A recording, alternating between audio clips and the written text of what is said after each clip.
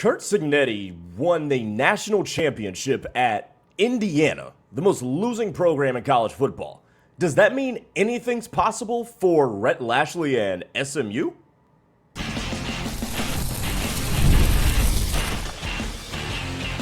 You are Locked On SMU, your daily podcast on the SMU Mustangs, part of the Locked On Podcast Network, your team every day.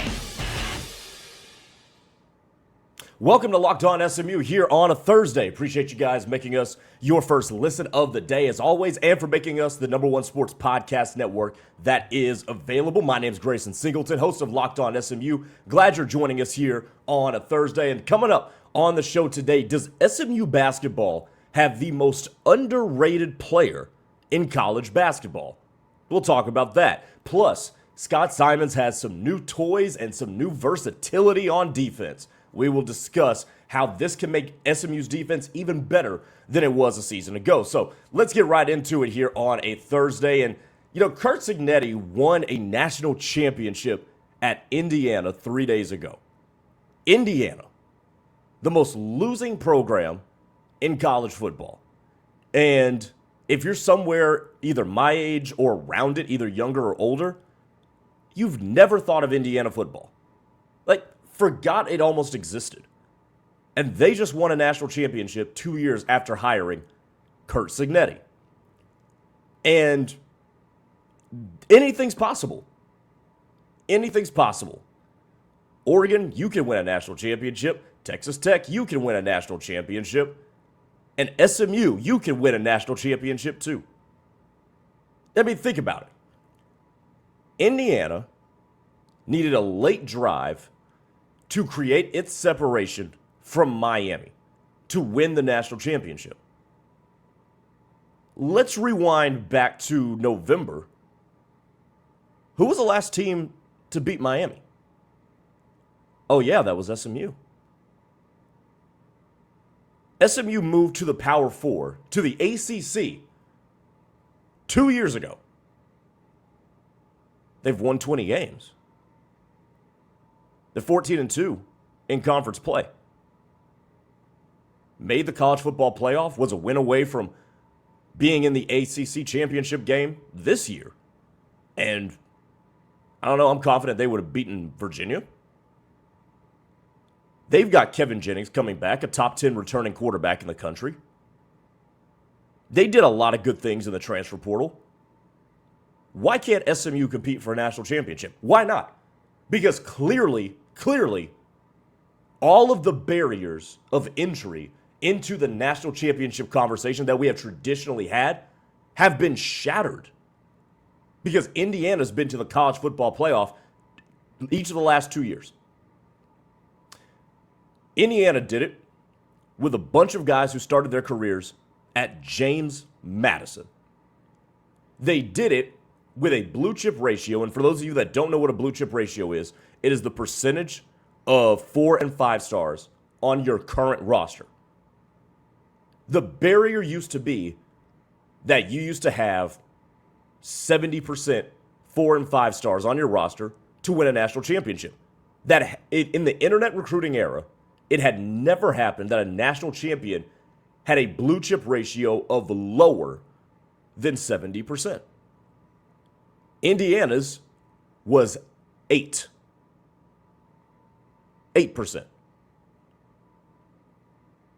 I don't know what SMU's is in totality, but it's bigger than 8%. So SMU's had remarkable success since joining the Power Four. They've got a top returning quarterback, and they clearly have the requisite talent because Indiana had it. Now, I'm not saying SMU should go win a national championship this year, but the whole concept of who can win a national championship is now so just eviscerated because of what Curt Cignetti and Indiana did. All you got to do is come out of your conference or win the right number of games or the right games, and you can be there. Miami did not compete in the conference championship. Miami was not in the ACC championship, and they got all the way to the Natty. If there's anything this year taught us, it is that literally anybody can go win a championship. And if you're SMU, that's just big news. That's huge news. Because what you have to do with your given schedule is get hot at the right time. You can either take the Indiana approach and find a way to win every single game. In Indiana, this is lost. This is lost among the Indiana season this year. There were games that they had to find a way to win. Penn State is the first one that comes to mind. Ohio State in the Big Ten Championship. That's one that they had to find a way to win because it was ugly. It was ugly. So, if they can find a way to win, and Miami can backdoor its way into the college football playoff and then advance all the way to the national championship, the last team to beat Miami was the SMU Mustangs this year. Why not SMU? Why can't SMU win the national championship? And you look at their schedule, they're going to have the opportunity. They'll have the opportunity out in front of them to impress and get to the national championship. Your non-con includes Notre Dame, a trip to South Bend. Why don't you go and win that game? You played Louisville, who everybody's high on. They're in the top 25 of the way too earlys. You got a trip to Florida State. We'll see how good they are. Everybody loves Virginia. Everybody loves Virginia Tech. Take a trip to Syracuse. So why can't you chart your own path and get into the conversation? SMU's got the resources. They've got a good enough coach. Is Mario Cristobal that much better of a coach than Rhett Lashlee? I would venture to say no. Mario Cristobal's a good coach. Rhett Lashley's a good coach. Rhett Lashlee, over the course of his entire tenure as a head coach, has been better. They've got good players, a good quarterback that can spread it around. They run a good scheme, one of the best defensive coordinators in the country. So you and me both watched this Indiana thing happen. And we watched the Hoosiers go out and be undefeated, 16-0. First time that's ever happened since Yale back in the 19th century. Why can't SMU? I don't see why SMU can't, because anything's possible in the world of college football. Anything is possible. And for SMU, look, can you avoid the silly losses? If SMU can avoid the silly losses, the Wake Forest things of the world, Cal beat them, so that's fine. Can they kick the football well enough to avoid a loss like Baylor? Can they defend the pass well enough to avoid a loss to TCU, which we'll talk about to end the show? Can you improve yourself enough and avoid the silly losses enough to be in the conversation? I'm going to read you an excerpt from the morning news, from the Dallas Morning News, that was written by Tim Calishaw. So why not SMU next year or in the near future? If you're telling me that the Indiana Hoosiers just went 16-0 and knocked off Ohio State, Alabama, Oregon, and a reborn Miami team in their last 4 games after the regular season, I'm telling you that in the brave, new, and messy world of college football, anything and everything is possible. Anything and everything is possible. And if Indiana can reverse decades, and maybe even a century of losing, SMU can finish its climb back up the mountain from where they were after the death penalty demolished the program, and they can win a national championship. Sometime in the near future, it can happen if Indiana can get it done. All right, coming up next, does SMU basketball have the most underrated player in the country?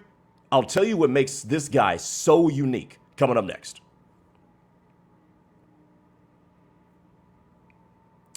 Tax season doesn't have to take over your life. This year, TurboTax is making it easier than ever to just hand off your tax returns and move on with your day. With TurboTax Full Service, you can have your taxes done for you by a trusted local expert start to finish without the stress or any of the guesswork. Instead of spending hours trying to figure out forms, you can meet with a local TurboTax expert in person, or you can connect online.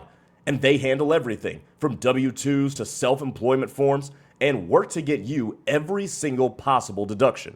It's a huge time saver, and it gives real peace of mind knowing an expert is handling and you aren't just shooting things into the breeze.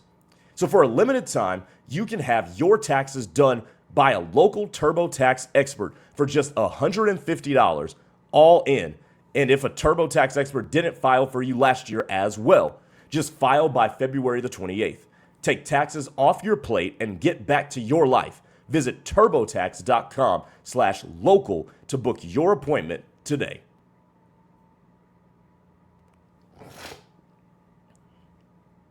All right, welcome back to the show here on Locked On SMU. Hey, make sure you subscribe to the channel. We appreciate you making us your first listen. So let us know that you do by subscribing to the YouTube channel. Leave us a review on the podcast side as well. We would love to grow this community and have you be a part of it. We also want to tell you about our Everydayer Club. If you haven't already, go check it out. Go to lockedonsmu.supercast.com or click the link in the show notes to learn more about it. $5 a month or $50 for the entire year gives you access to an ad-free Spotify or Apple Podcast feed to this show, plus members-only Discord access, and that ad-free version is available with other major podcast distributors as well. So a lot of good perks. You get to hang out in the Discord server with other Locked On Everydayers, and as well as some of our hosts as well. So tap into our Locked On Everydayer Club. Okay, SMU men's basketball has the most underrated player in the country. And coming off of his game against Wake Forest, you guys probably already know who I'm talking about, and that is B.J. Edwards. So B.J. Edwards drops 23, flirts with a triple-double in the game on Tuesday night. 24, 8, and 7, along with 6 steals, by the way. And before I get into the number that makes him so unique, he does everything. 3-point shooting, score at all 3 levels, clearly can get his teammates involved, can play in the half court, can play in the open court. He's one of the best players on this team in the open court, if not the best. He can get down and defend. He can play help defense. He can play passing lanes. He rebounds. There's not one thing that B.J. Edwards doesn't do at least well. Now, is he excellent at everything? Okay, maybe not. But there isn't a thing that B.J. Edwards on this team does not do well. The only blemish you can really say about his game against Wake Forest was that he turned the ball over 6 times, which, by the way, none of us actually remember because it didn't affect the game a whole heck of a lot. But you're looking at 24 points on 8 of 13 shooting, 8 rebounds, 7 assists, 6 steals. You're talking about a game that not a whole lot of people in college basketball have had. It was an incredible individual performance. Statistically, I think it's one of the best in college basketball this year. Now, why do I think he's so underrated? B.J. Edwards, and I went down a litany of research yesterday. And if there's another guy that comes up, y'all let me know. I will gladly be wrong. But B.J. Edwards this year is averaging 13.9 points per game, 4.7 rebounds per game, and 5.4 assists a game. So he's averaging 10, 5, and 5. There is only one other player. This is how unique and underrated B.J. Edwards is. There is only one other player in the power conferences that is averaging 10, 5, and 5. And that's Lamar Washington at Georgia Tech. And Georgia Tech this year is 11 and 8, and they're 12th in the ACC.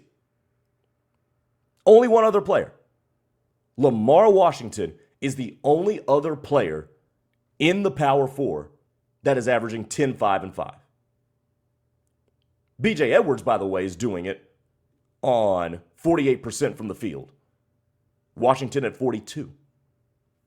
As a matter of fact, if you go into all of college basketball, expand it past the power conferences, there are only 3 other guys in all of college basketball averaging 10, 5, and 5. Keon Williams at Arkansas Pine Bluff, Christian Bliss at Delaware, and Zach Cleveland at Liberty. As a matter of fact, only Williams and Bliss, along with BJ, they're the only guards to do it. And Christian Bliss shoots 38% from the field. BJ Edwards is the most underrated player in college basketball because he does everything and he does it with the utmost efficiency. And his stamp is on SMU's success. His fingerprints are all over it. Yeah, SMU would be up a creek if they had to play a game without Boopy Miller. I'm starting to think if they had to play a game without BJ Edwards, they might be really cooked. With the way he defends and rebounds, can score at all 3 levels, is starting to become better as a playmaker, and is a much better defender than Boopy is too. Now, don't get me wrong. I want SMU to be fully healthy and whole and ready to go for any game. But when you look at especially how SMU would have to retool its defense and who would be coming in behind him, I don't like the idea without playing a game without BJ Edwards. I don't like the idea of ever playing a game without BJ Edwards. Because this dude has become a monster. He's become an absolute monster that can impact the game in so many different ways, whether it's scoring, setting up his teammates, securing boards, or being feisty defensively. No other player in college basketball is doing what he does, at least in the power conferences. I mean, when you're in a group of 5 people, and your team might be the only one, emphasis on might, your team might be the only one that ends up in the NCAA tournament, you're the most underrated player in college basketball. The most underrated player, bar none, in college basketball. Putting up 10, 5, and 5. There's only one other player in the Power 4 doing it, and he's doing it on 12th place team in the ACC. So, BJ Edwards is going to get his flowers from me. Obviously, Boopy Miller is the best player on this team. No doubt about it. Boopy Miller is the best player on this team. Jerron Pierre can score it. Hopefully, they continue to get better with the bigs, with Samedi Atolu and Jaden Toombs. Hopefully, those two continue to come along as the season goes on. But for my money, I don't want to play a single game the rest of the way without BJ freaking Edwards. It's wild it took so long to figure that out. But when he can, even with Boopy on the floor, notch 28, 8, and 7, and 6 on over 50% from the floor, that's an excellent game. It's an excellent game. And it's because of that he's the most underrated player in college basketball. Nobody knows who he is. Nobody knows who he is. You're going to find out soon enough. But there's your most underrated player, under-talked about player that probably never gets talked about in college hoops. All right, coming up next, let's wrap up the show talking about Scott Simons. I haven't mentioned him in a minute, but he's got a lot of new toys to play with. Talk about that coming up next to close up the show.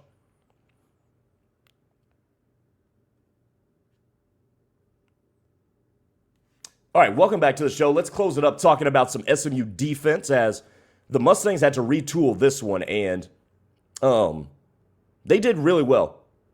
Obviously, Malcolm Alcorn Crowder at defensive tackle. He's going to be paired with Jefferson on that defensive line. That'll make that defensive line really interesting. It'll make it interesting again if those two can impact the game the way that Terry Webb and Jeffrey Mbaugh did. SMU's defensive front is going to be just fine. Linebacker think it's going to be just fine. But it's the secondary that has everybody, and rightfully so, a little bit kind of uneasy. Because it made everybody uneasy last year. And the best players from that secondary are gone. Ahmad Moses, up out of here. Isaiah Wokobia, up out of here. But when you look at what SMU did in the transfer portal, you're feeling pretty good. And obviously the players that you got were good players. Javon Thomas, former 3-star recruit, comes over from Texas A&M. Justin Wyrick coming over as well from UTSA. Or Jimmy Wyrick. And then you have my favorite player in the class, and that's Jarvis Lee, who comes over from USF.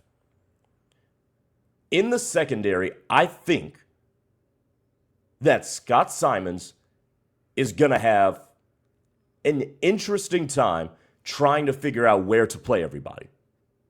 But if he gets this right, SMU secondary can be pretty good. So here's the way I look at it. Here's what I would do. And I haven't seen Javon Thomas yet. But the corner spot opposite of Marcellus Barnes is open for competition. Between whoever.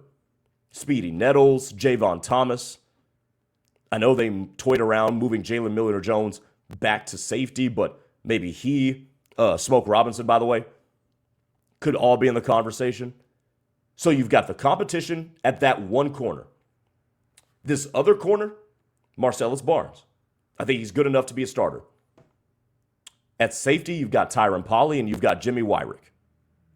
Couple of playmakers, couple of guys that can cause problems. I like what you got back there. Jarvis Lee at nickel. Boy, do I love me some Jarvis Lee. Jarvis Lee could be a top 3 player on this entire SMU roster. That's how highly I think of Jarvis Lee. I think he causes problems. He wrecks shop. He does everything that you would want for a nickel to do. Can cover the middle of the field, can cover along the boundary, can blitz, not afraid to stick his head in there and stop the run. And he is a headhunter. So you're covering all your bases there in the secondary, and you've got good competition elsewhere. Does Speedy Nettles show significant improvement? Javon Thomas is now back in a room coming out of South Oak Cliff with a few of his coaches that he's familiar with. And I think it was an excellent move. It's been excellent moves for Rhett Lashlee to bring in those South Oak Cliff guys. And you look at his coaching staff, you just love it, man. We talked about Calvin Thibodeau earlier on in the week because he led the recruitment to go get Amari Vickerson, defensive tackle out of the Houston area. Got Houston ties. Riley Dodge coming out of South Lake Carroll. Almost said South Oak Cliff. And then you've got the 2 assistant coaches that he named this week that did come out of South Oak Cliff. So I like what Rhett Lashlee has been doing with his staff. And obviously Jimmy Wyrick is a former South Oak Cliff product, as is Javon Thomas. Everything has seemed intentional with all of these assistant coaching moves, and I think it's going to pay off. I really think it's going to pay off in a pretty big way. But when you look at the construction of what Scott Simons can do and toy around with in his secondary, one of the things, remember, that Scott said during the season, or was it Rhett? One of the two, that they took too long to have a functional 2 deep. And that's what contributed to some of the problems in the secondary. Now, did injury have a part to play in that? Absolutely, it did. But if they can stay healthy, they will come into this season already with a leg up because they will have had a functional 2 deep and they will have had the competition to be able to iron out having a functional 2 deep. I think that's going to be huge. And again, obviously injury is going to be a part of this. Staying healthy and the luck with staying healthy is going to be a major, major part of it. Don't get me wrong. But if they can stay healthy, they will have gone through the battles. They will have had the players, allowed the players to prove that, okay, I am the starter. I deserve to be here. And who's going to be behind them? Having a functional 2 deep and being able to settle into spots, I think is going to be huge. Because last year you thought that you're going to have competition between Lamadrick Spencer and Kyron Chambers for that nickel spot. That kind of didn't work out. Obviously, Lamadrick Spencer got hurt. You had to readjust around and everything. You had some poor play mixed in there as well. I don't think you're going to see the poor levels of play. Just the outright poor levels of play in some parts of the secondary in 2026 as you did in 2025. I don't think that will be part of the equation. So if the competition irons itself out, like I think it will, in fall camp and over the offseason, you give the transfers, Javon Thomas, Jimmy Wyrick, Jarvis Lee, a chance to really show not only what they can do, but where they belong. I think you've got a quality secondary for SMU this year. And Scott Simons has versatility, especially with Lee and Thomas. They've got versatility to be able to be really good in 2026. So I like what they did at secondary. I think it was a part of the team where they needed to improve. And I think they did improve. And for that reason, I think this defense can be really good once again against some quality competition as well. All right, that'll do it for Locked On SMU here on the Locked On Podcast Network. Thank you for making us your first listen of the day. And make sure you check out our Everydayer Club. Gives you an ad-free version to this here show, Locked On SMU, compatible with Spotify, Apple Podcasts, or wherever you get your podcasts. Plus, members-only access to a Locked On Everydayer Club Discord server where you can hang out with other Locked On Everydayers and some of the hosts as well. For those of you on YouTube, you're going to our National Locked On Podcast Network YouTube channel. For those of you watching on or listening on the podcast side of things, make sure you make your second listen of the day Locked On College Football. We'll talk to you tomorrow to close out the week. Take it easy, everybody.